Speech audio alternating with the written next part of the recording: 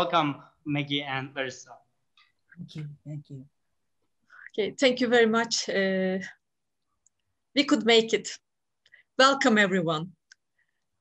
It's a very enriching experience to be together, to be among the survived, turning the end times to start times, to make all attend the loving vibes of all forms of life on earth. Colleagues, friends, family, students from all around the world, all eyes, all ears. Welcome, everyone. We are one, the one beauty,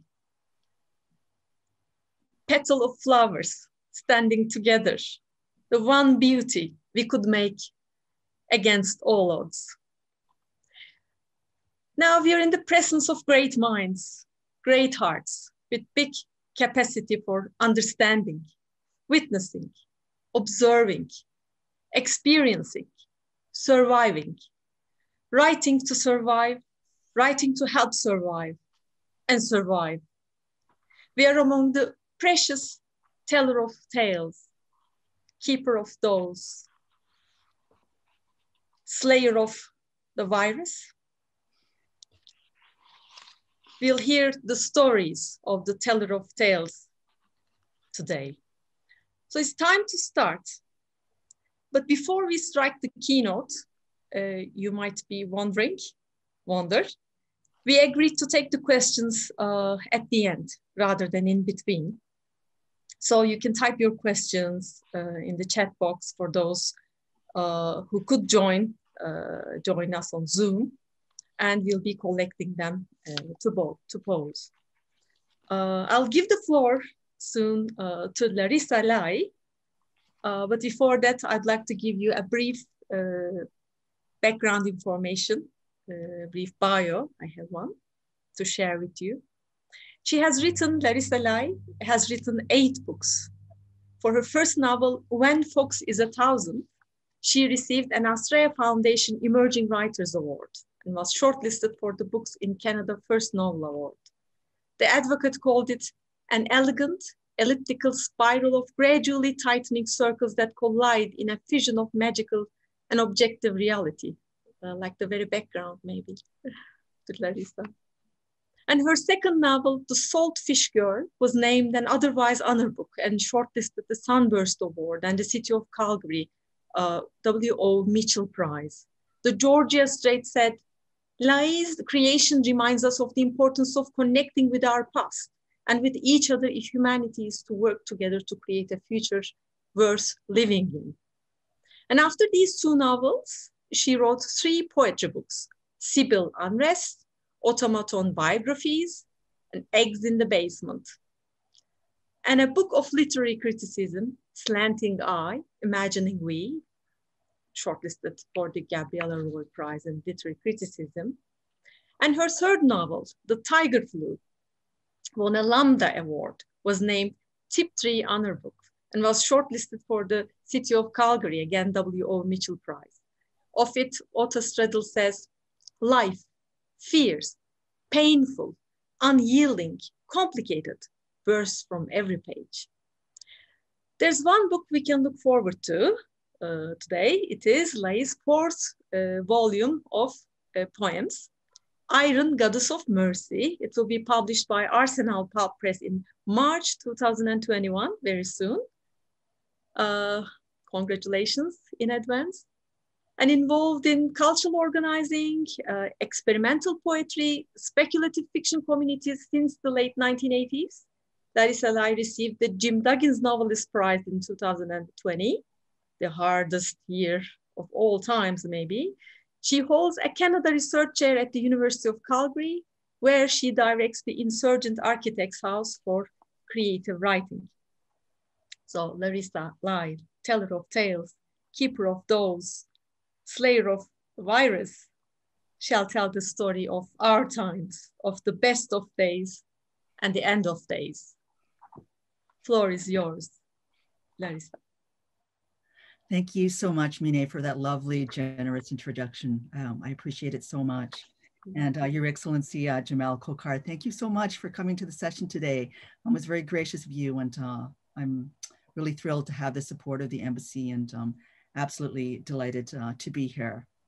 I'm going to try to share a little slideshow, so hopefully it will work.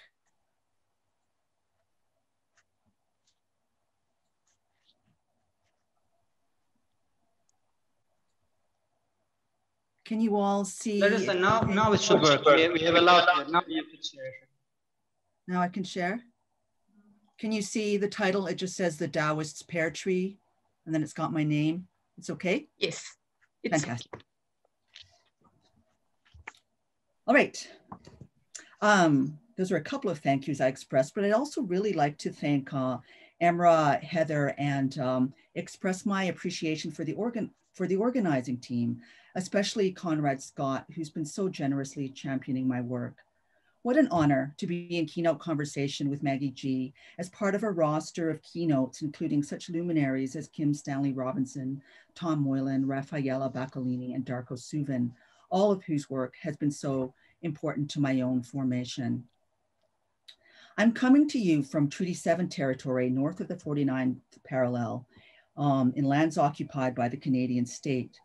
This is the traditional homeland of the Blackfoot Confederacy, the Tsuut'ina, and the Stoney Nakoda.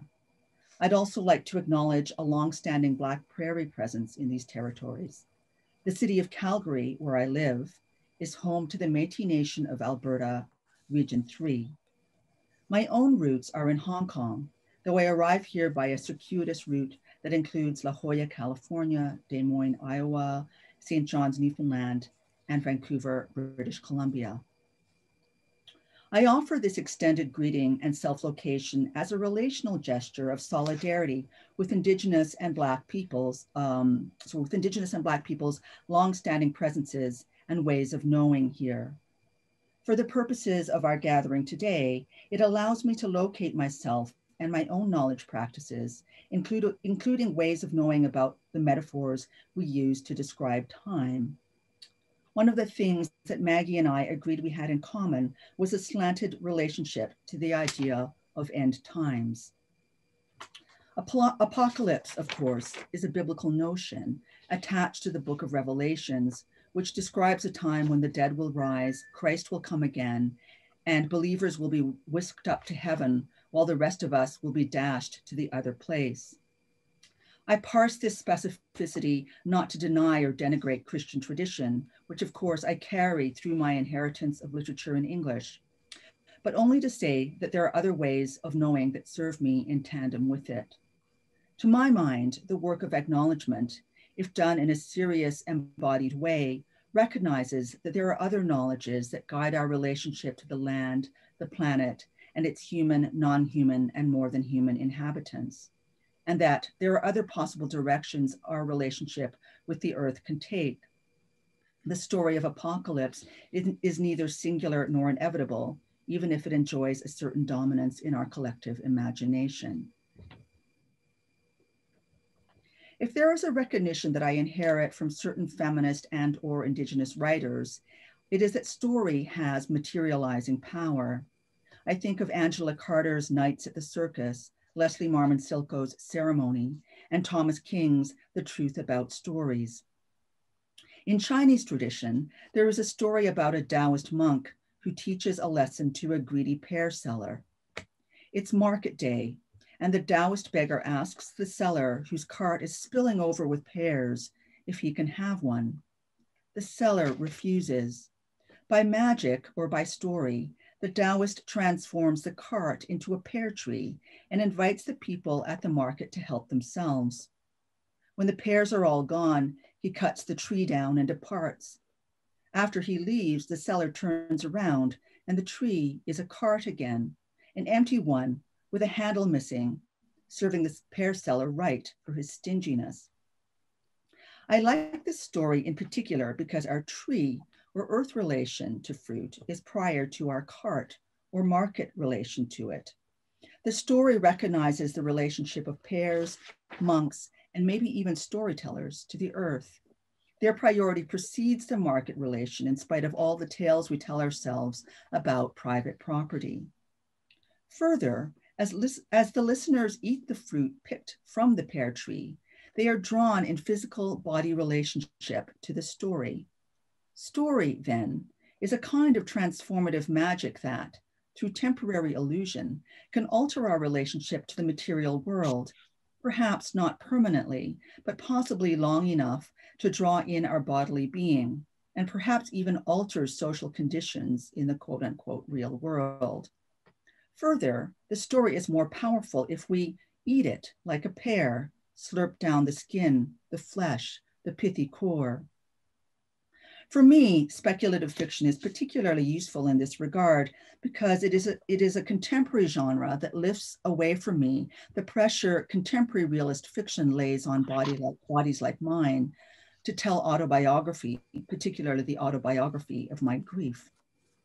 It's not that I have no grief or that Chinese people collectively have no grief, but rather that by relegating Chinese voices to that narrative and that narrative only is deeply disempowering.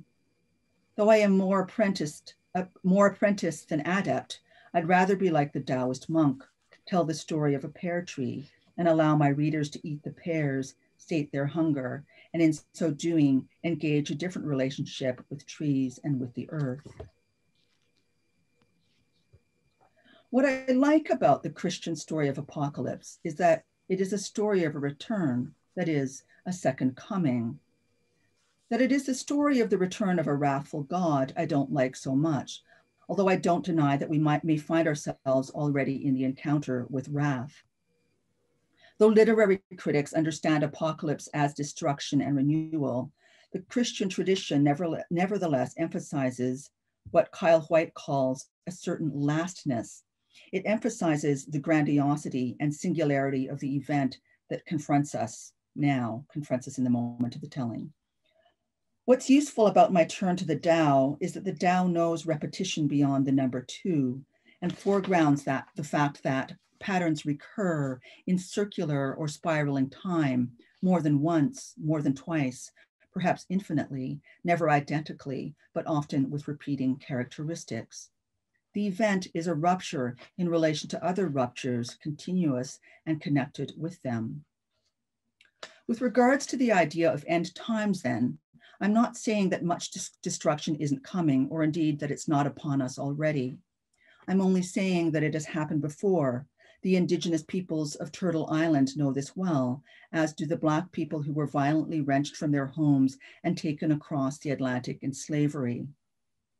I think of Wabgishig Rice's Moon of Crusted Snow, Sherry Dimoline's The Marrow Thieves, and Octavia Butler's Xenogenesis and Earthseed series in relation to this.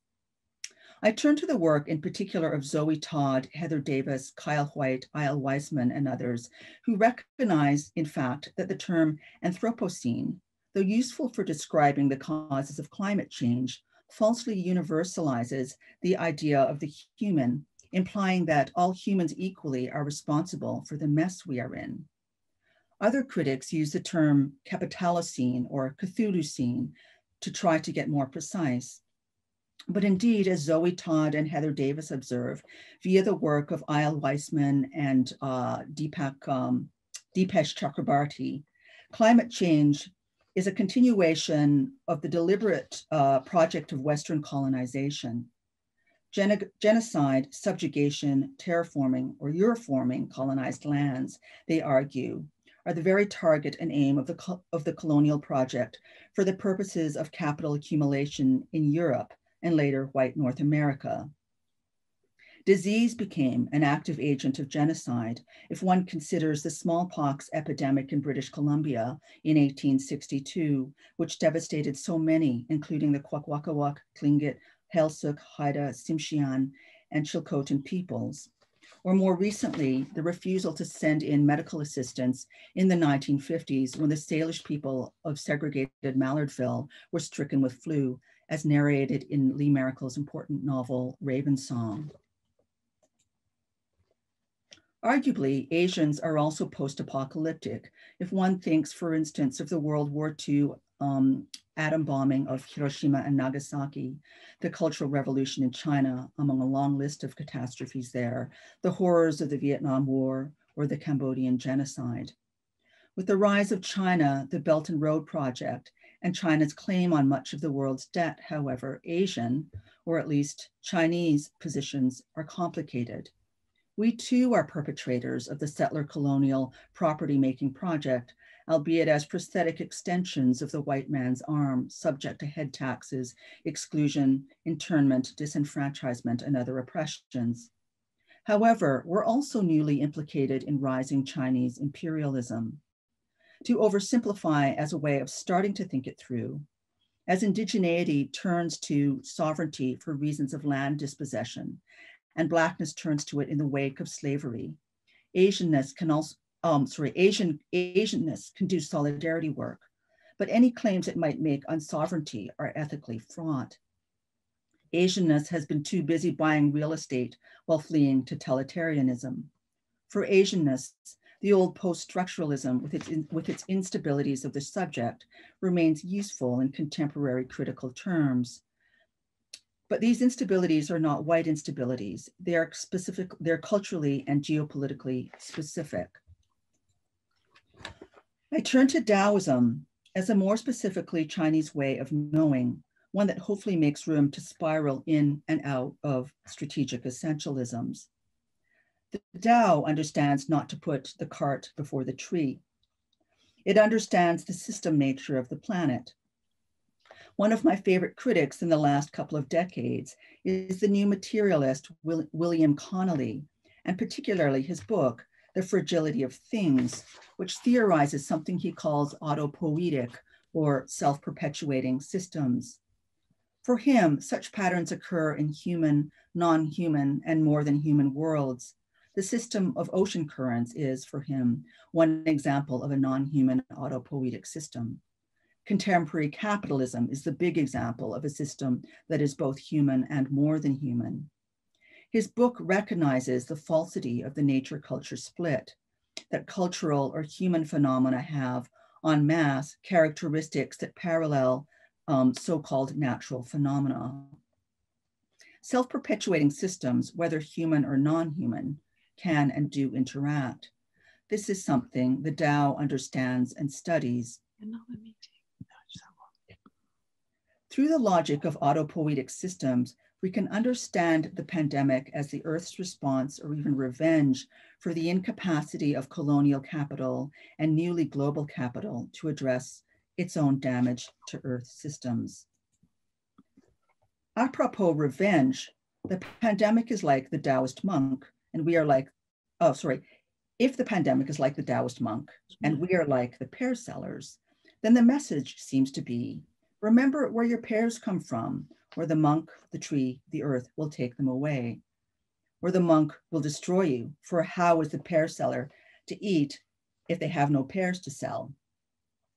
For the story is indeed a morality tale, at least from a human point of view. We are called upon in the first place to share with the less fortunate, and in the second, to remember that the bounty of the earth belongs intrinsically to everyone. It is not private property. Further, everyone is responsible for the ongoing life of the earth. It's interesting that the monk is a human figure. Taoists, of course, train lifetimes to move with nature, to learn to read her signs and live in continuity with her. Or rather, they understand, like William Connolly, that we are all always already a part of it, that the human, non-human divide is a false one. Taoists are intermediaries between two ways of understanding human, non-human relations, as discontinuous on the one hand and very continuous on the other. This can also be true of storytellers. What if, this time, the pear seller and the pear eaters are of a piece, and the pears are like the virus, randomly fed to some of us by the forces of chance and fully prepared to kill? The non-human world does not judge in the same way the human world does, but as humans with a history of setting up moral and ethical systems, we're likely to read in ways that see Earth responses to human action as judgment. This is my last slide. In a sense, this is the borderline that my novel, The Tiger Flu, plays with. The titular tiger flu comes to Earth just by chance and just for once Instead of taking the poor, the racialized, and the disenfranchised, it takes out the rich, the white, and the overempowered, and those who associate with them. In spite of the laser beam of colonialism being directed at them, the disenfranchised win at this particular game of dice. Why not? If nature does not judge, then perhaps by chance, an occasional roll of dice could be a just one. Except, of course, to be disenfranchised is not to be good, kind, or utopian. The novel tells, in fact, the story of this problem. As the novel opens, a new mother religion is rising, one that takes into account those who are as much products of the old human world as they are, as much subjects of the old human world as they are objects of it. That is, a society of self-reproducing clones. As we all are, in fact, as much subject to the forces of nature, including mutation and disease, as we are a part of it, and in spite of, as they are as much subject of, they are as much subjects of the human forces of nature as they are part of it, in spite of the human hand in their construction. The figures of mutation and disease are, I think, really important, as they are chiasmus figures of the exchange between the human and the non-human. It is through them that we know the non-human world is in full contact conversation with the human one. Or rather, it is through them that we understand that they are us and we are them, always already part of nature. They function for the human characters in the tiger flu as forms of judgment, but only partially. There is always an excess of human character or more than human chance that keeps living creatures living. At the same time, we are challenged to recognize that the non-human world, in and for itself, does not judge. Here, a Taoist way of thinking is useful because it offers an alternate ethics of complexity, one that doesn't judge good or bad so much as action and reaction, on a system of interlocking, endlessly moving wheels, unfolding in combination with a field of other actions and reactions. The I Ching makes space for the binary of 0 and 1, the whole and broken line, but recognizes that many binaries are always operative at once and that their interactions are unpredictable. And so that's what I've got to say. We agreed at the very last minute that we might read a little bit from our novels, but I think we'll do that after these initial talks. So thank you so much for listening. I really appreciate it. And again, it's such an honor to be here in your presence. Oh, how do I? Oh, here I go. Stop the share. Thank you, everybody. Okay. Thank you very much, Larissa. This was a great Kickstarter. And once again, we realized how difficult it is to study this concept of end times, the idea of end times. There are many facets of this issue, racialized temporalities of apocalypse, ethics of complexity. So it's a complex issue, and you set the ground and set the tone for further discussion. Thank you very much. And we look forward to your reading from your work, from the tiger flu, or you will choose which one to read from. Okay, thank you. And remember, we agreed to take the questions not in between, but leave them till the end. So after this fantastic start to the end times talk, now we'll hear Professor Maggie G, OBE, Order of the British Empire. Okay, are you with us, Maggie? Can you hear me? Yes, we can. Yeah, I can hear you now, but I can't see you. We can't see you. That's the problem. I lost visual. Oh. Tried to rejoin, but it's saying that the meeting's locked because it started. So I don't quite know how to do this. If you like, we can wait, or as we're waiting, I can share your bio with the audience. I'm trying again from the link. Yes, you share the, yes. Can I? Share, yeah, just okay. Share the bio. Thanks. All right. Thank you. Well, as I said, we're in the presence of great minds, great hearts. Maggie G. She has written 16 books, including the pioneering climate cli-fi novels, Where Are the Snows, The Ice People, The Flood, and the forthcoming The Red Children.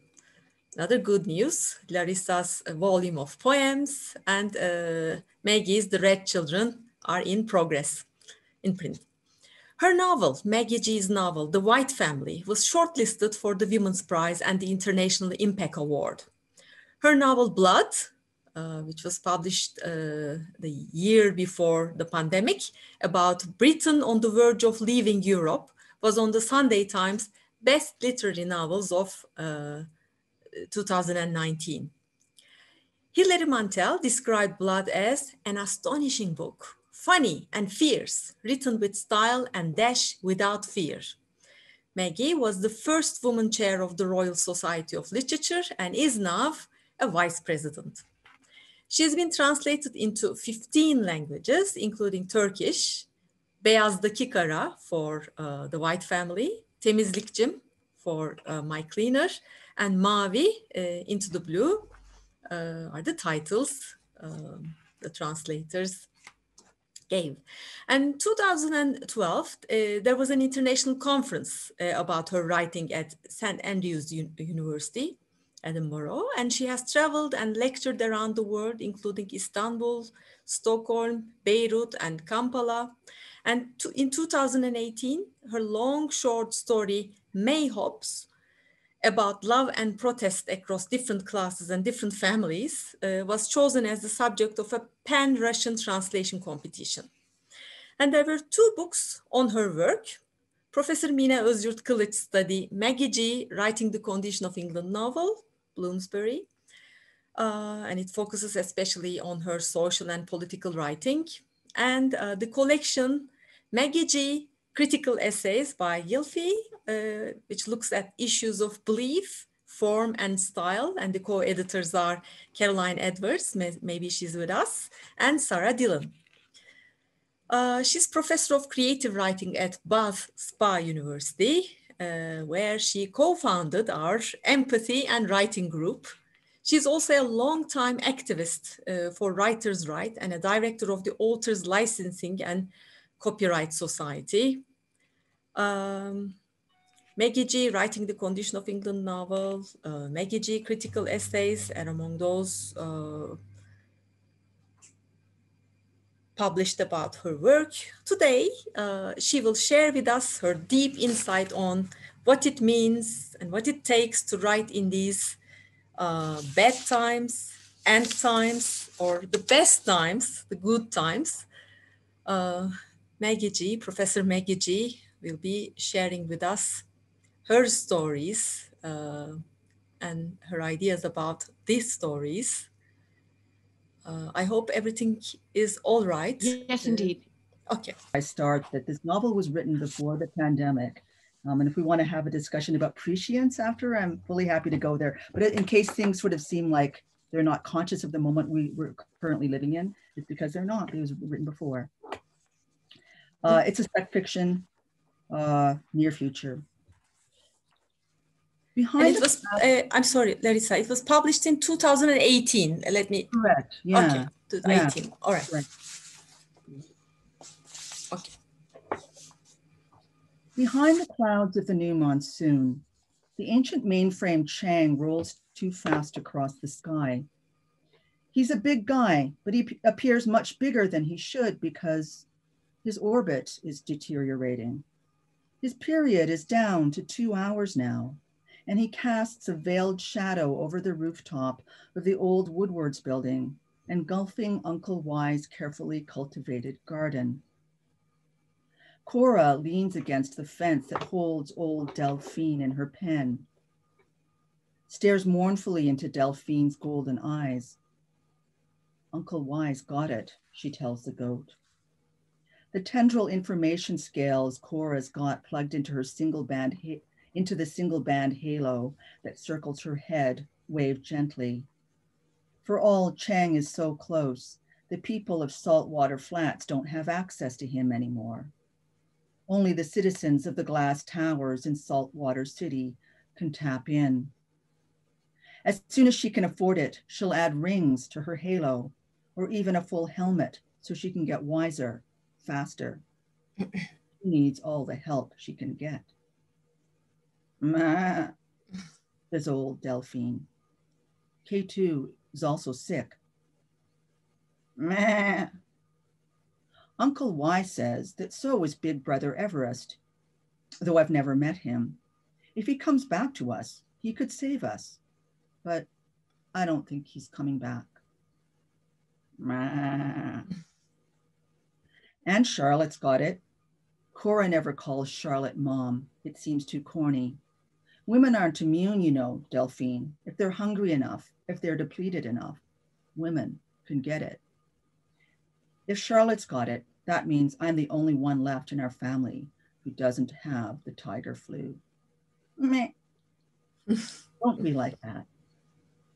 Cora knows Delphine cannot actually understand her grief and dread, but still, the tendril scales atop Cora's head droop. She scratches the old goat between the eyes. Delphine's hair is pleasantly coarse and her forehead is warm. Soon it will be you and me against the world. Behind Cora, the jars in which Uncle Y grows potatoes lean against crumbling retainer walls. The jars are huge, each one big enough to hold Cora, her goat, and a couple of tigers too. 40 floors below those walls, in the streets of Saltwater Flats, women, young and old, healthy and ill, happy and sad, go about their daily business, shop for a bit of chicken for supper, a few vegetables, a bicycle, a second-hand cake mixer. A wealthy few rest in quiet cafes, sip tea, and eat steamed buns. Others stand on street corners arguing. There are no men in the streets. The men are shut up in houses, covered in lesions and coughing their lungs out, the nasty and condescending beside the gentle and well-intentioned. Or else they are already dead, except for the tiger men, a small contingent of male survivors who have the flu in all its contagion, but whose symptoms never proceed beyond a modest cough and the occasional lesion. Miraculously, they thrive in the privacy of the Pacific Pearl Parkade, doors closed to the world. Although the tiger flu has a taste for men, it doesn't discriminate against the wealthy. In fact, the first to succumb to the fourth wave was the hated despot, Aloysius Chow McPherson. The citizens of Saltwater City rejoiced, as did the denizens of the surrounding quarantine ring known as Saltwater Flats. Then Chow McPherson's kindly brother, Ferdinand, took ill. The people still rejoiced because, though kind, Ferdinand was a high-ranking member of a despotic family. The family company, Host Light Industries, ruled the city in its own best interests. Chow McPherson's wife, Sophia, took charge, but she too got sick. Then his daughter, Isabel, took over. As Cora is all her family's got, Isabel is all the city has got. She better be enough. And I see Maggie has safely made it back into the room, so I will stop there. She's with us. Now it works perfect. Yes, thank you. Sorry about that. That's great. Sorry, everybody, but thank you. And I really enjoyed what I got of that. I missed some of it as I flapped about, but thanks to, I think Turkey has some of the very best critics of literature in English among them. And thank you very much to Emrah Atasoy and to Dr. Emrah Atasoy, Dr. Heather Alborough, and of course to Miniosia Kilic. Thank you. Chairing our session, and thanks to Larissa. And I'm off. All of us, not just writers and readers, are currently finding out who we are in the face of the coronavirus, in the face of the coronavirus pandemic that swept the world. I'm going to begin by asking, when a crisis occurs that threatens our very ability to go on living as individuals, as families, and as members of industries or vocations which may not survive in the same form, what do writers have to offer? What can we give? Of course, Writers, like all non-medical intellectuals and academics, are aware that in the present crisis, our roles are secondary. We're not primary caregivers. We aren't doctors, nurses, food delivery drivers who literally keep people alive. Throwing my phone away. Nevertheless, I see a role for us close to those essential people. Maybe we can write new heroes. Because the UK epidemic has changed our perspective on who matters. I've never been over impressed with the rich or powerful, politicians or bankers say, but the pandemic has emphasized their irrelevance, or in the politicians' case, the limits of their power and competence. By contrast, the pandemic has seen the British population cheering and clapping for dustmen, the people Americans call garbage men. Every week, the dustmen kept arriving to take away our rubbish before the foxes spread it all over the road. Every week, we clapped them. Our first wave of the COVID epidemic also saw children painting rainbows to stick in our windows, saying thank you to nurses and doctors. Once a week, everyone came out of our houses to clap and make noise and music with whatever they have, in my case, a big saucepan and a giant spoon, to acknowledge the workers on the front line who made life possible. The latest version of this popular is called simply Clap for Heroes, which will happen every Thursday, including today. In the UK, we have not always seen dustmen in particular as heroes. Garbage men are noisy, in a hurry, spill rubbish in the road, and sometimes forget particular houses.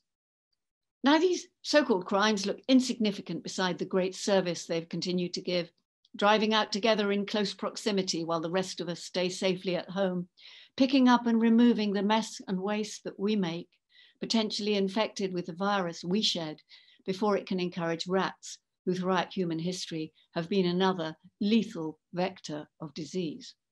So I'm now freshly resolved to do what I've done before, to put ordinary working people at the heart of my work. I'm planning a short story about one of the men who clear the rubbish specifically from the promenade alongside the sea where I live. During the pandemic, they've cleared mountains of dog excrement because people who couldn't go to work either bought dogs or walked their dogs more often. After I telephoned them, these dustmen took away the young fox cub I found dead on the promenade one morning. Lying in the spring sunlight, a small red-brown animal without a mark on him. I thought, maybe foxes in the present crisis are becoming infected. Would children come too close and get infected in their turn? The flies were already buzzing round his beautiful head, but magically by next morning, the body had been removed and my fear was gone with it. So writers can find new heroes in this pandemic and new contexts where people show the qualities which make all narratives matter: courage, self-sacrifice, initiative, endurance. Sometimes, of course, making wrong choices or failing, as all of us do, sometimes falling ill or dying, which brings me back to the broader role of the writer. We can't be nurses, but we can record what they did. We can seek to understand and illuminate, which also means to set this current pandemic in the context of earlier ones throughout human history, the Justinian plague, say, which killed far more and yet was survived. We can perhaps console. To some, consolation is a dangerous word, suggesting evasion, a moral failure. Not to me. For doctors and nurses exhausted by caring for patients, there has been a real need to escape from too much reality into alternative stories. We've dived into humor, into happy endings, into the surreal logic of the absurd, instead of the remorseless logic of growing death tolls. I know that in my own house, when we weren't snapping at each other or comforting each other, we had some of the wildest, longest laughs of our life, sometimes inspired by the books we read aloud. It's good to know that the optimism that comes from laughter makes for enhanced immunity to infection. But let's return to what I said about writers recording and understanding. All my fiction has been an attempt to understand human beings as a species. György Lukács, the 20th century Hungarian Marxist thinker, argued the novel form was a literary expression of the rise of individualism. Yes, my novels are full of individuals, and that's the joy of creating them and becoming other.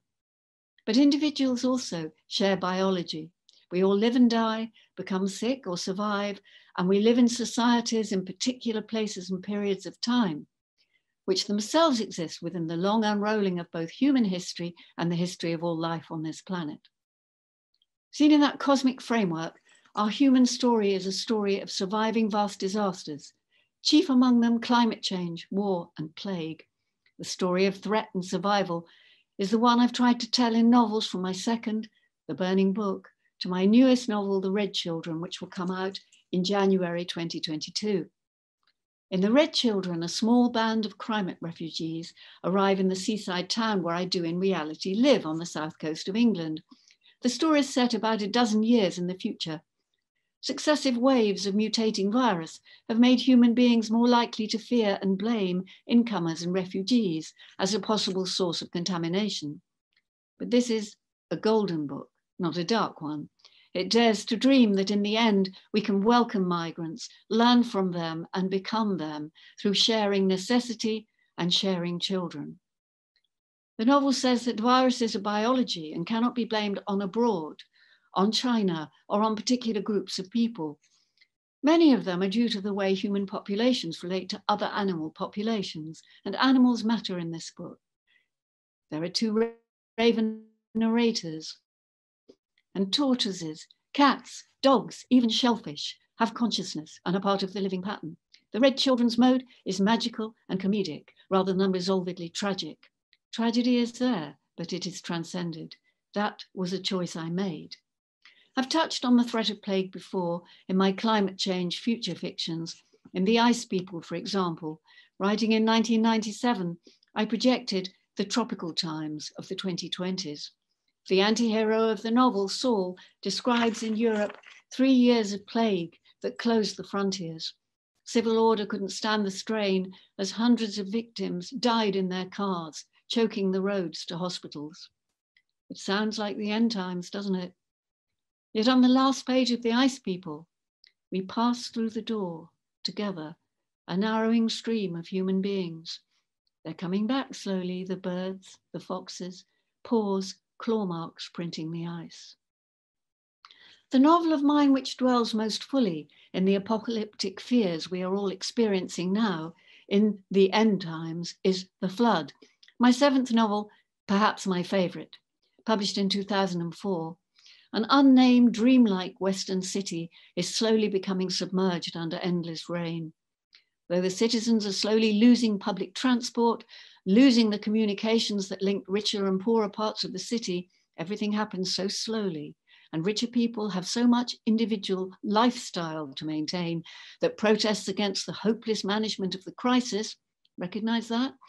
Stay in the outer suburbs and become monopolized by millennial religious cults who win followers among the poor and uneducated. The elite leadership wastes time and money planning wars against distant countries that have nothing to do with the citizens' needs. Into this picture comes a waterborne virus that sweeps through the poorer parts of the city, flood sickness.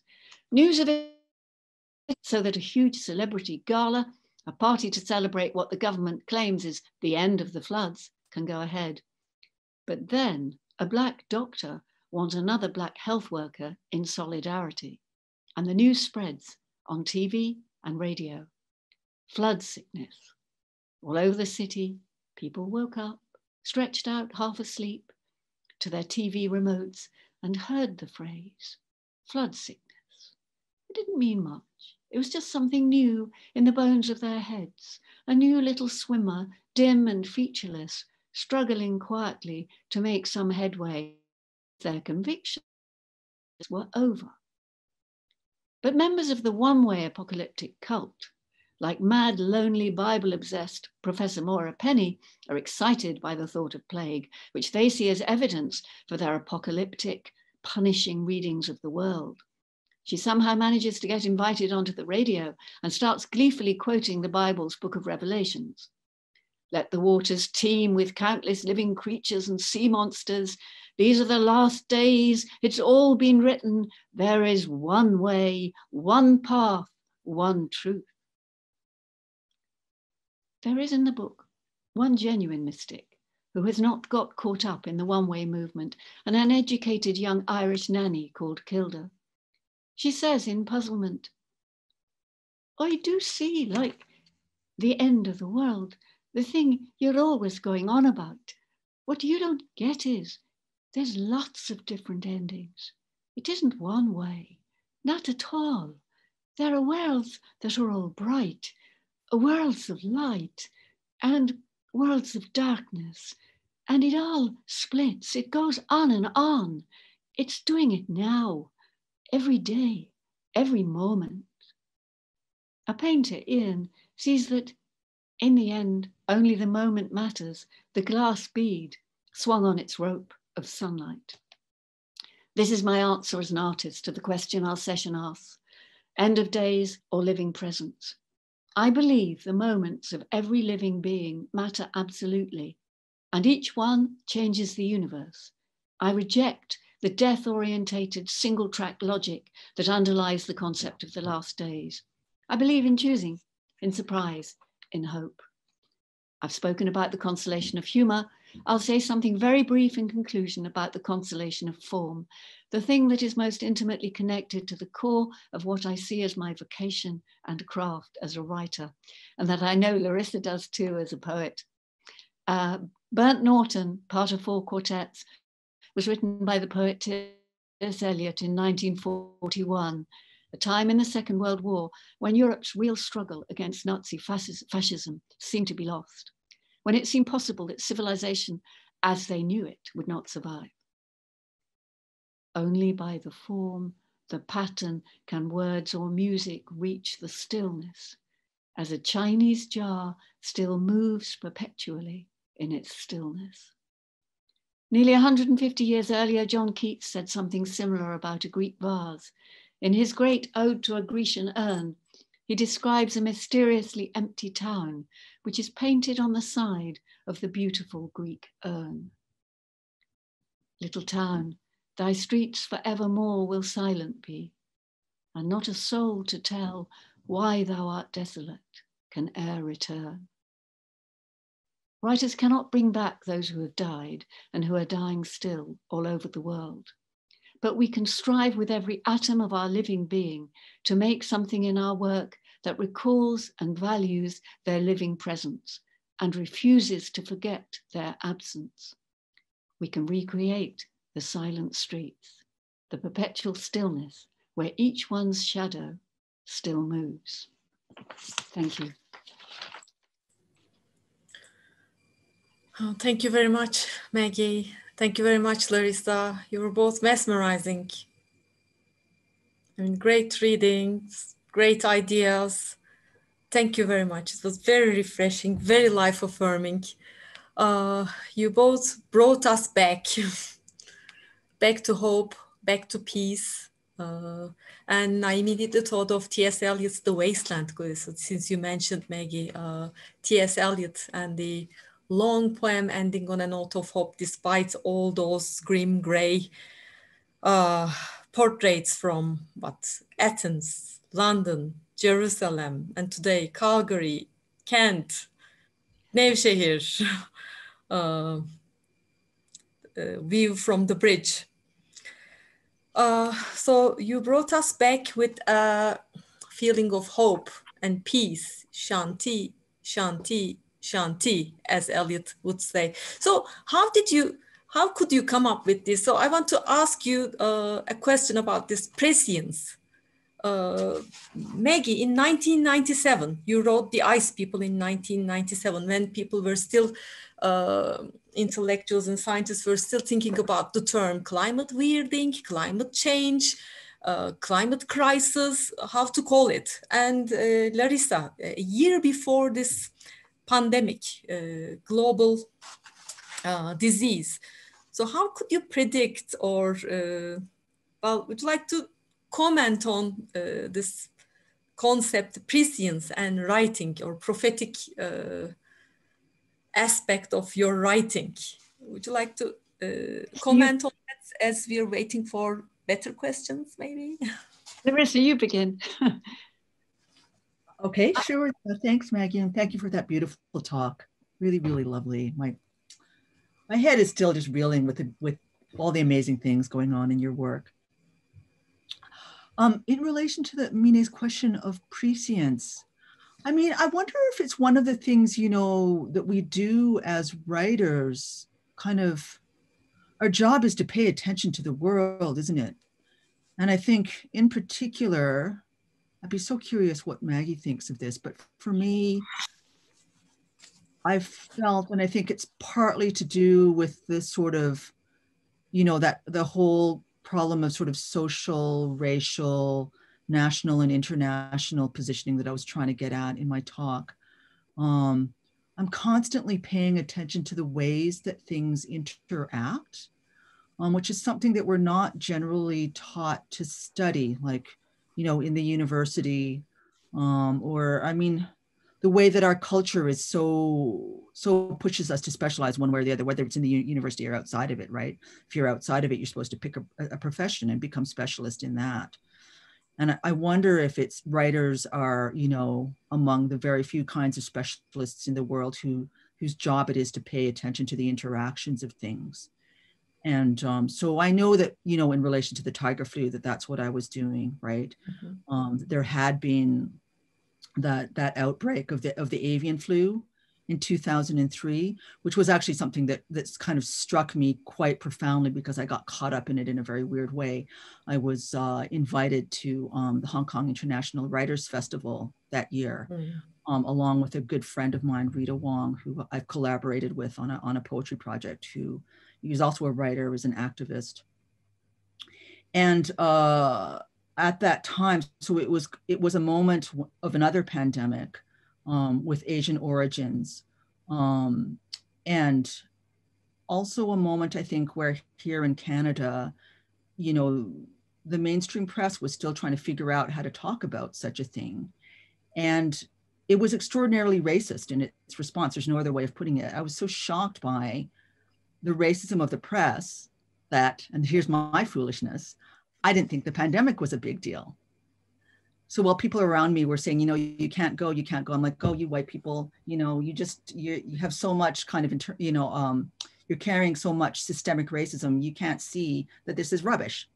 So I went, and of course, the pandemic was so real. It was so real. And many of the other writers who had been invited to take part in the festival had indeed canceled. And so it turned out that Rita and I were sitting pretty much on every other panel.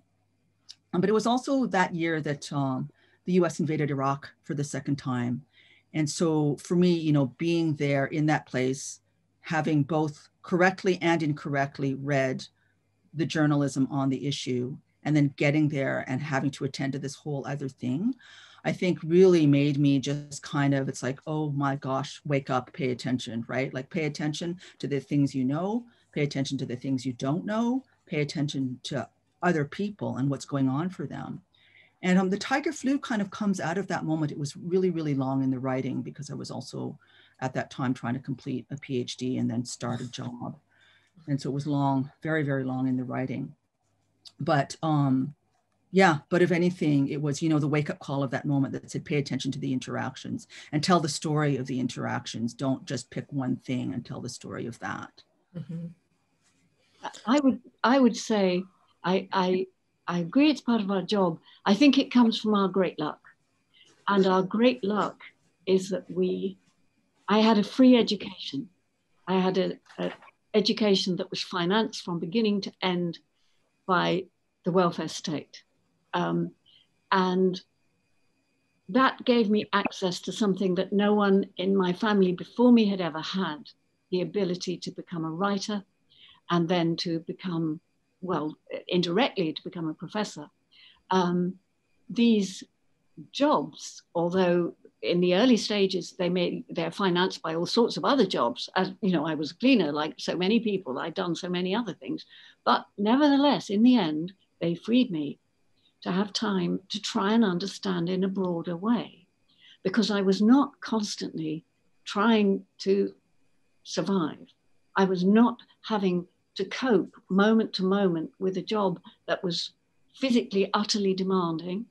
I'm aware of that great luck. I'm also endlessly curious and I'm very interested in science.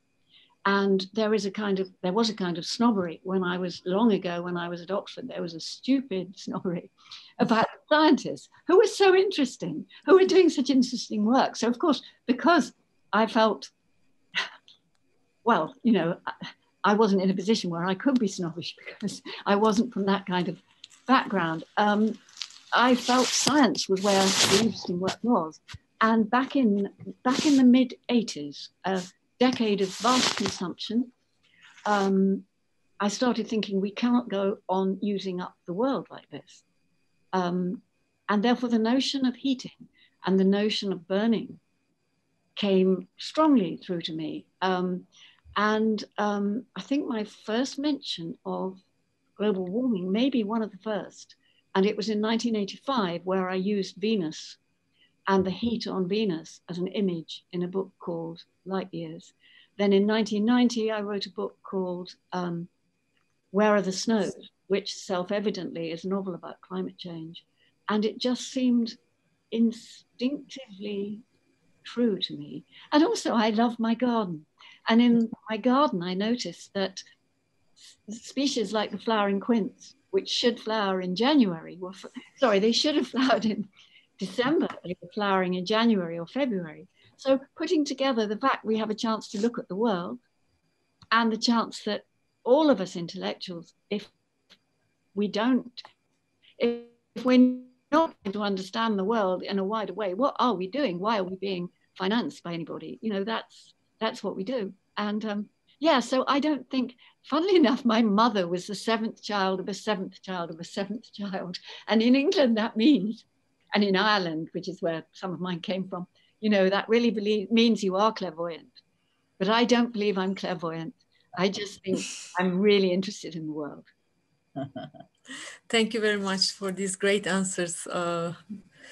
Well, being the seventh child, maybe you have this, and you have the powers of observation, Larissa and Maggie. You both made remarks about that.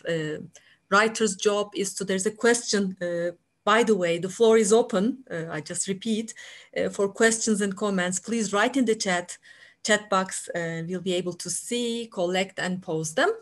So you both made these remarks about writers' powers of observation, writer's duty, responsibility, or talent in paying attention to what's going on around, not just to people, but to all consciousness, animals. This immediately reminds me of the snail. We were just chatting about that before the session started. You know, all these, all the living forms. Mm-hmm. So paying attention, maybe we can pose this question. Okay, writer's role being to pay attention. And Bridget Vincent, thank you very much for the question. And she wonders if you might expand on this in relation to the climate crisis and the new forms of attention we will need to avoid absolute crisis. So what form of attention, what different form of attention do we need to pay now? And I will go back to the first two questions, of course. Thank you. Paying attention or observing, witnessing and understanding, and maybe developing empathy with what's going on around. Well, empathy is vital. At my university, which is Spa University, I started an empathy group. But empathy is wider than human. And experiments have shown that, human experiments, I'm afraid, that primates, for example, have empathy at least as much as we do. Rats have empathy. That may seem incredible, but it's certainly true. They don't want another rat to suffer. It will stop them eating for some period of time if they're exposed to that, which only a human experiment would be horrible enough to do, of course. I'm always I was very interested to see that duty was a trope in Larissa's book. So maybe writers, maybe novelists have also at some stage been dutiful daughters and had to work out their relationship to that and how they rebel against that. So I never want to give other writers duties because Writing is difficult enough, but I choose this, perhaps. I choose this duty only because my imagination is open to it, because it really, it does inspire my work. And so it's fine. It's not a sacrifice. And I'm dubious about sacrifice. And I'd just like to say, I think one of the things that people can do about climate change is to enjoy nature enormously, to get into it whenever you can, to feel it, not just as an abstract thing, but to enjoy it, to breathe it in, and to see what you, bring it into your lives. But don't forget to enjoy it. And in young people particularly, don't let a terrible sense of guilt stop you having that happiness, because you are also a living being who won't be here forever. So don't forget to be happy. Thank you very much, Maggie. And Larissa, would you like to expand on this, or if you like, we can move on with some other questions? How do you choose to? Well, I'll respond quickly just because a response is rolling through my head. So, I mean, I do think that so much of what's been going on in this conference has been calling us to attend to our consumption habits is a biggie. But before the session started, Mine, you were talking about the relative, actually Mine and Matt, all three of us were talking about speed, the relative speed and slowness of the way in which we live. And I mean, one of the things that I'm really finding, in lockdown, I'm taking care of two elderly parents. And so really trying to minimize my contact with the outside world. And what it's bringing on for me is an extraordinary attention actually to the unfolding of time and to the pacing of time. I mean, I'm very aware that, my life in quote unquote normal times before the pandemic was highly accelerated. I think for any of us who are in the academy, that's just the case. There's so much that we're called upon to do. Everything is happening at this extraordinarily accelerated pace. And, in the time of the pandemic, which happened to coincide with the time of leave for me, I have had, Maggie, you were talking about luck. I have had it has been a luxury actually to pay attention to the way the normal rhythms with which I move through my day. And they are much, much, much slower than the rhythms demanded by the academy, which is of course always also the speed of capital. And so maybe I'll say that we should pay attention to the pace of our living. And I'm noticing it slowed my consumption massively, right? That I'm as guilty of the next person, even though I think I'm aware of consuming things to make myself feel better when I'm just actually exhausted and just want it to stop, but I can't. So I go buy something to make my right. So consumption and speed are so related to one another. And I wonder if that's one of the things that the pandemic might be teaching us.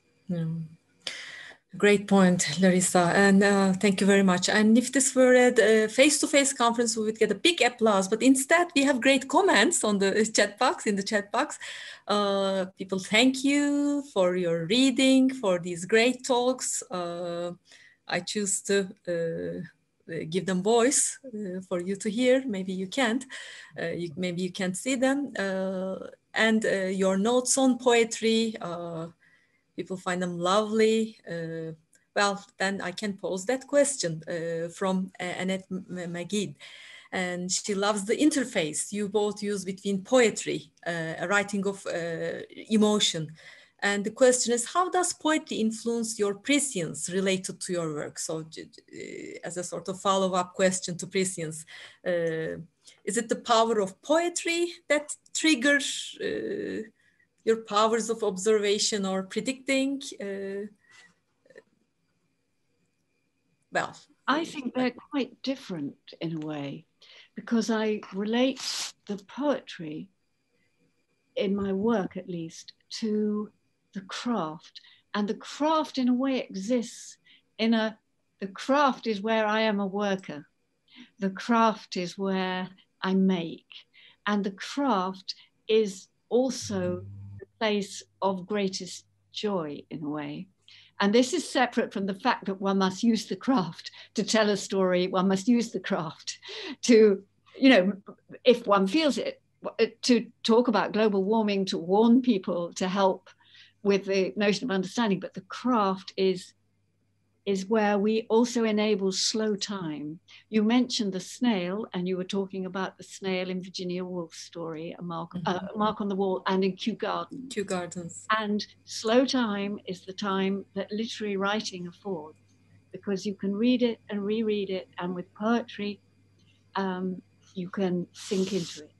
And you always hope that that's what I, as a novelist, also hope that that's what I can do with my writing. Only if there is 1 minute left at the end, I could read the last paragraph of The Flood, where I thought, what can I do for this wrecked city, this drowned city? All I can do is leave it alive in some way. So interesting. I have an opposite answer to the question, but I think it has something to do with the way that I've been inhabiting poetry in this book that's just about to come out. It's called Iron Goddess of Mercy. And that book, I'm completing it now, but the bulk of it was written, you know, over the last few years in this time of living in a time of great acceleration, and also kind of living out the necessities and contradictions of call-out culture and the affect that has sort of given rise to in me, really thinking of myself as more as a vessel for that affect, because I think it's been flowing through the communities that I've been inhabiting. And so that book is written at this furious pace. It's just kind of like, let's open the floodgate and just let it gush. And so it's, the craft of that book is not slow craft. It's like, oh my God, what? It's just kind of going crazy. And if prescience comes out of that, it is in fact, paradoxically, especially in relation to what I just said, all about this life of intense, immense acceleration. Because of course, the other thing about the work that I do is that, you know, as a prof, I mean, is that I need to be able to anticipate both the needs of the institution and that of my students, which means I'm always trying to think ahead, right? And then weirdly, the poem does that. It's trying to accelerate so fast to get ahead, to see what's coming, probably so I and my students won't be hurt by the things that are coming. I think that's why I do it. And so it's sped up and prescient, weirdly, in that kind of way. But Maggie, that said, I absolutely hear what you're saying about the necessity of, or the possibility of poetry as slow and as a slow kind of craft. One of my students is very much works in that kind of way. And we talk about this. There's different ways of being in poetry practice. It's the rewrites that are slow. I like to let it, you know, and then I do a fast first draft actually, and then the rewrites are something. Right. I'll share with you one comment and then one question to Maggie, one question to Larissa. We keep receiving great questions. And one comment by Özlem Öğüt. She thanks you very much. She says, I loved your talks, love your works. Thanks to people like you, I can continue to believe that empathy is also human. It's a great comment. Now, well, a question from Şebnem Düzgün. Thank you, Maggie, for your enlightening presentation. I have a question. Why do you use Hesperica, an imaginary city in The Flood? A question about a flood. Is it a universal setting rather than a specific place, or is there a reference to Hesperica used in ancient Greek mythology? Well, I was writing this book in 2003, The Flood, and as Larissa has mentioned, what was happening was that America and Britain were obviously getting near the point of a disastrous war on Iraq that they had already decided to wage. And I wrote the book in protest against that, as well as everything else. It sits in the background. But because I wanted to see this in a bigger human way, I think I wrote the first draft at Christmas 2002, and it came out in 2004 and the war happened in 2003. Hesperica was America, of course, and Bliss was Blair, of course, and the unnamed city is Britain. But by shifting it, that's what we do with our dystopias. We give ourselves room to play and dream. And of course, we give ourselves room to have a different ending. So it's a way of taking back power as writers and readers over the world that does things that we know are disastrous but can't stop. Hesperica and things going on in Hesperica deserves maybe a sequel. Okay, a question from Raffaella Baccolini posed that Larissa. Thank you for two beautiful talks, Maggie and Larissa. I have a question for Larissa. Could you elaborate on the notion of Taoists and storytellers as intermediaries? Great question. I think negotiation and mediation, as well as interdependence, are very important in times of crisis. So what would be your comment?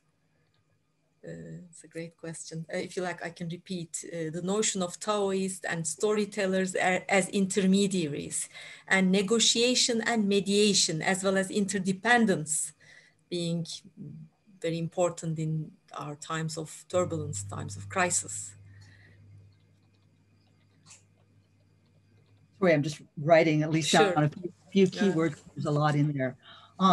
Thank you so much for that question, Raffaella Baccolini. And yes, and may I also say how excited I am to have a question from you, because I've been reading your work and admire it very much. So thank you for that.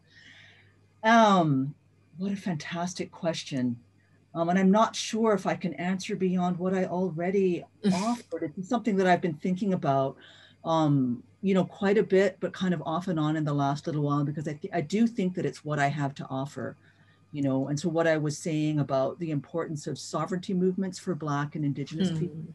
And I'm trying to think with Lisa Lowe's work here, where she's her book, The Intimacies of Four Continents, where she's trying to think about the ways in which different racial positions are figured for differently raised people, right? So that Black people are sort of given one part of this, you know, terrible global experience. Indigenous folks are given another, and Asians are given yet another. And so, and if one occupies a particular position, one has a responsibility to think about what it is that that position has to offer most productively.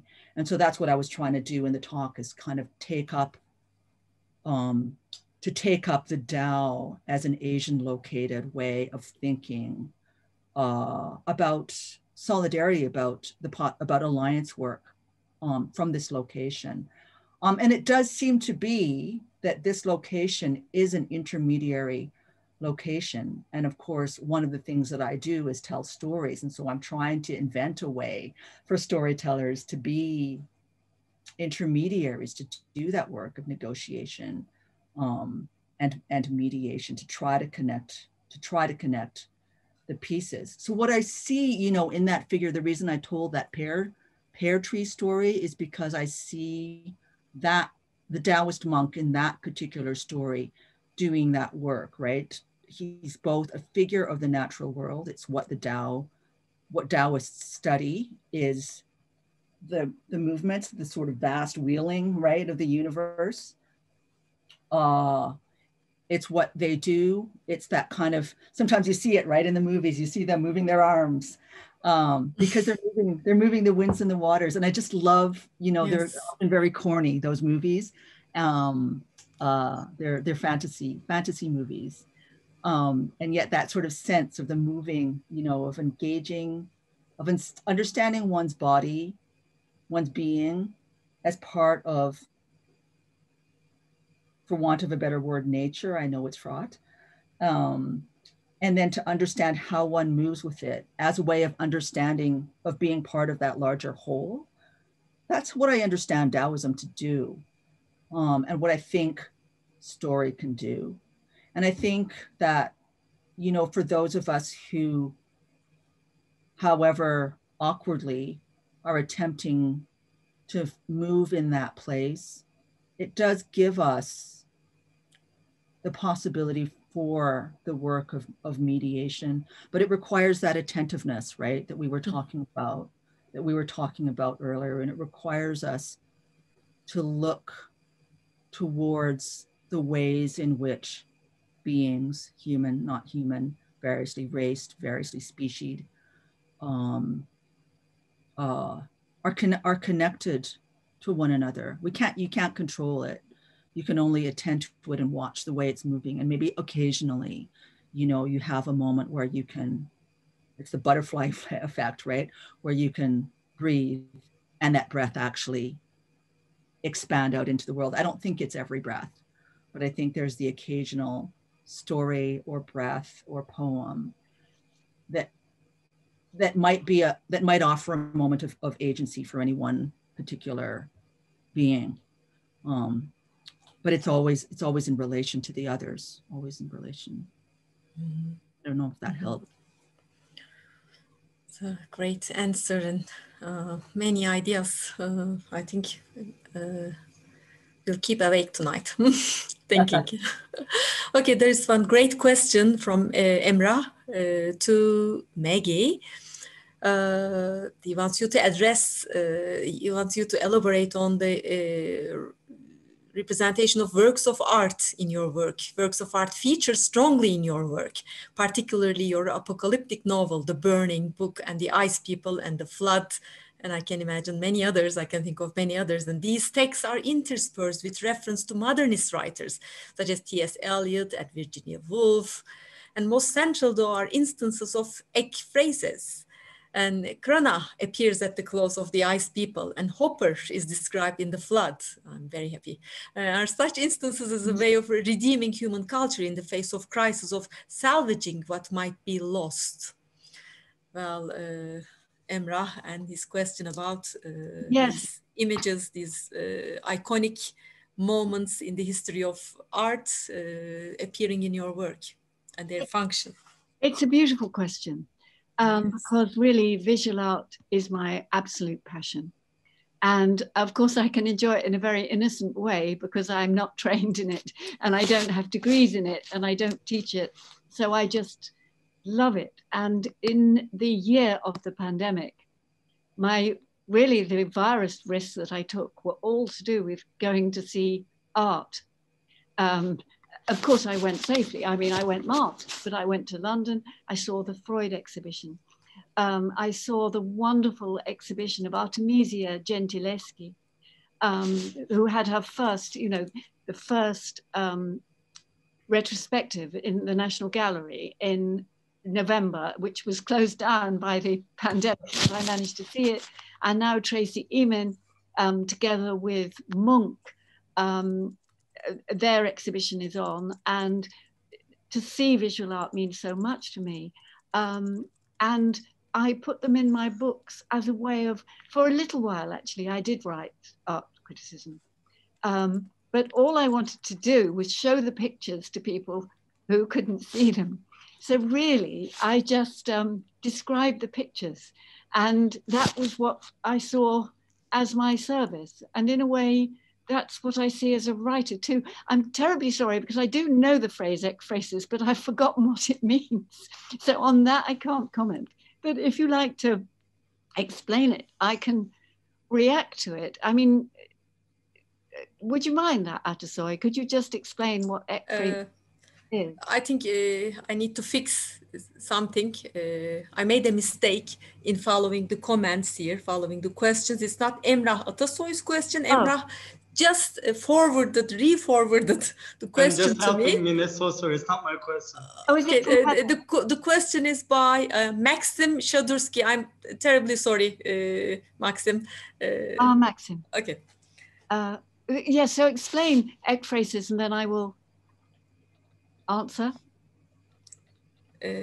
Maxim, are you with us? Maybe you can explain, you can explicate your question so that Maggie can. But if not, don't worry, because I've really said what I feel, which is that I love and admire as I love music. They're all expressions of joy. When I say the consolation of form, I don't just mean high modernism, though I love high modernism, and I quoted Eliot and Woolf, I mean a child on a beach who makes a ring of stone. I mean somebody who plays in a pattern. I mean somebody who says something beautiful to their friend or their relatives, to their mother. These are all expressions of form. And when people are creating, they're happy. This form can be music, can be a piece of art, can be a vase, Greek vase. It's not a high thing. Chinese jar. The Chinese, yes, the Chinese vase, the Greek vase, into which we put our own meaning. But in that space, we're not hurting others. We are making something joyful, I think. Okay, so in these remaining 10 minutes, I think we can receive 2 or more questions. You received so many thanks. Thank you, Maggie. Thank you, Larissa. Now we have Anita Girvan. I hope I pronounced that correctly, Anita. Anita says she speaks as a fellow settler of color in Canada.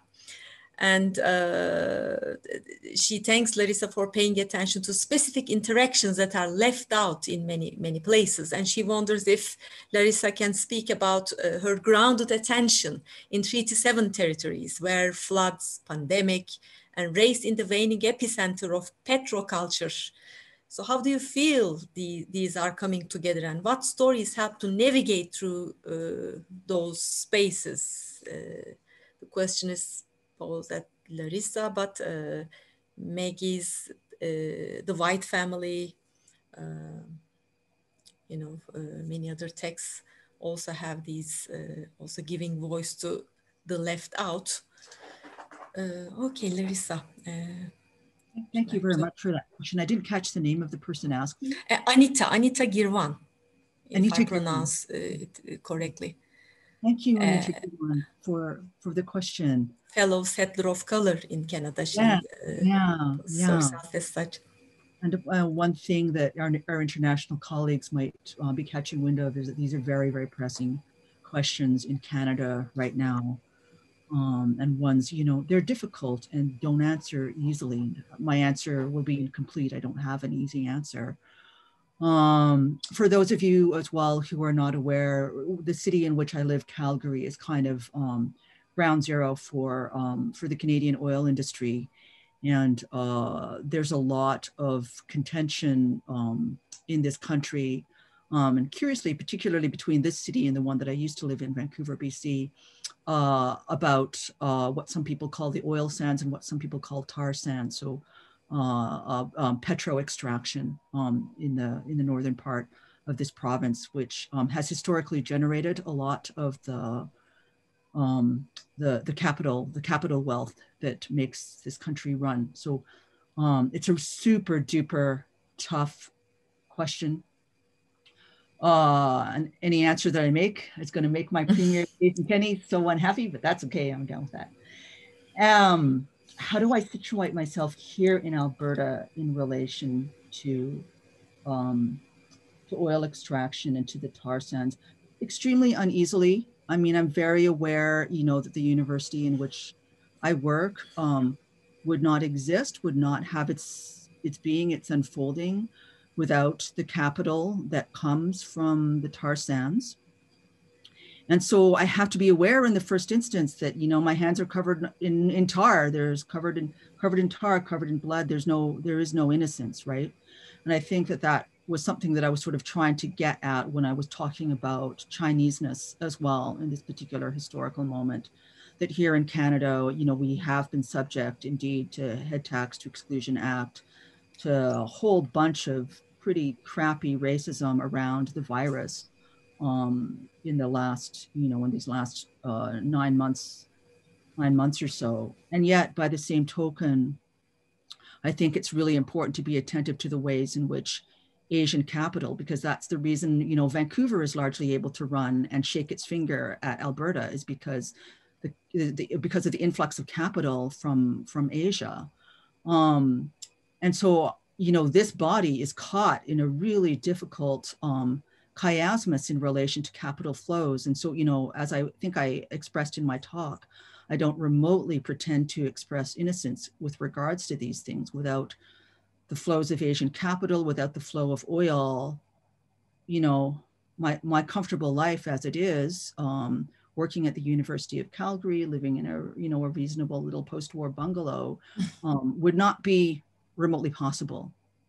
And so, you know, when Maggie was talking about that sense of duty earlier, I do actually profoundly feel a sense of debt and of responsibility. And it's part of the reason that I do the work that I do. And I will go to the, you know, I will go and I will participate in the organizing of as well, the marches and the protests and all of those kinds of things, because I think they're really important.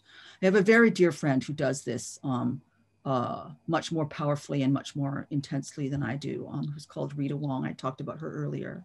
She's a poet and an activist, and has gone to prison for doing the protest work because she is that committed. My commitment is weak in relation to hers. I think that, you know, the way that I do it, I suppose, is through the writing and through the teaching, because these are the gifts and the privileges that I've been offered to exercise. But it's always imperfect. It's never, you know, I don't think my hands ever come clean. And so a lot of the theorizing that I've been doing has been to try, how can I do the work and nudge the world in a better direction, even as I'm culpable, right? Mm-hmm. Yeah. Okay. Maggie, would you like to comment on this?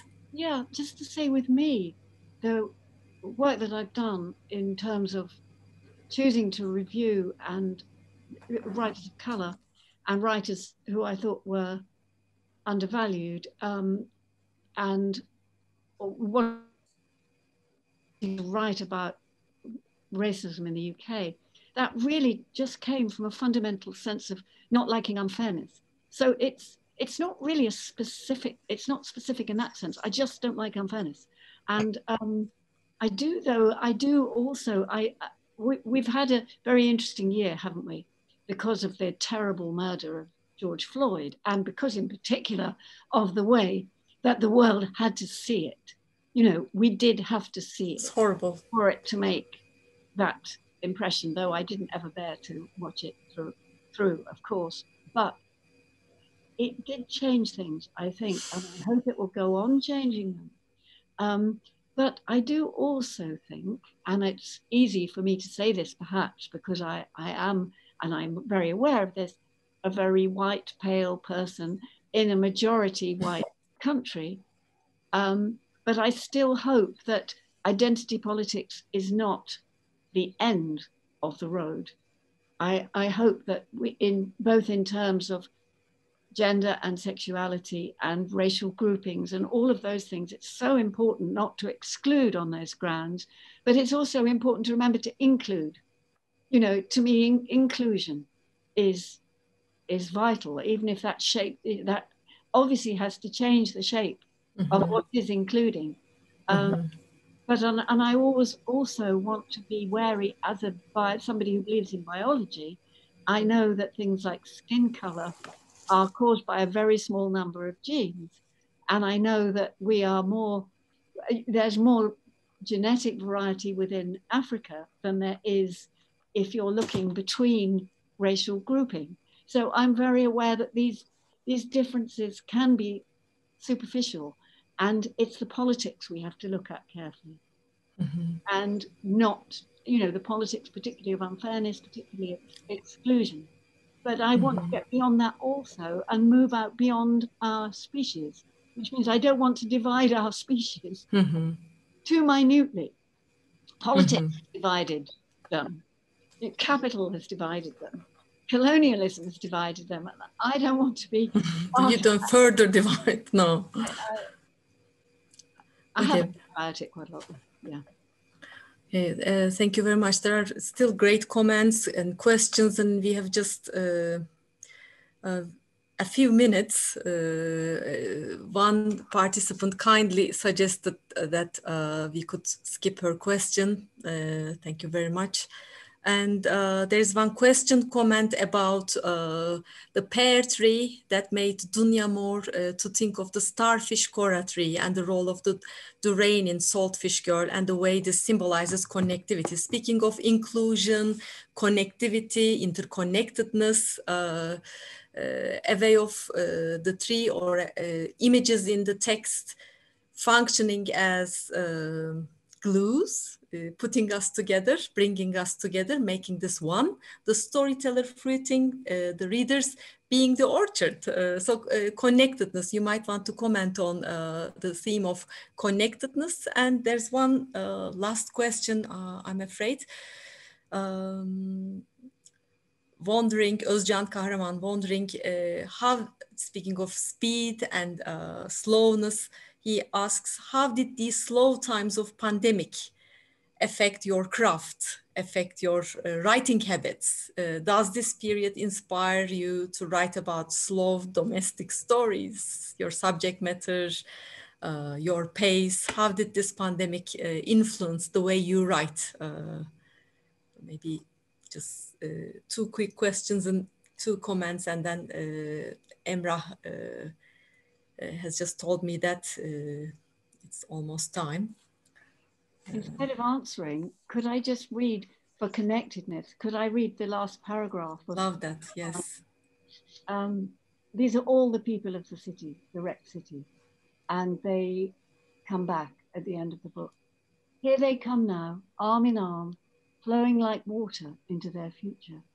They pass without seeing us, homing, home, here in the city whose name is time, glimpsed long ago across the river, the ideal city which was always waiting.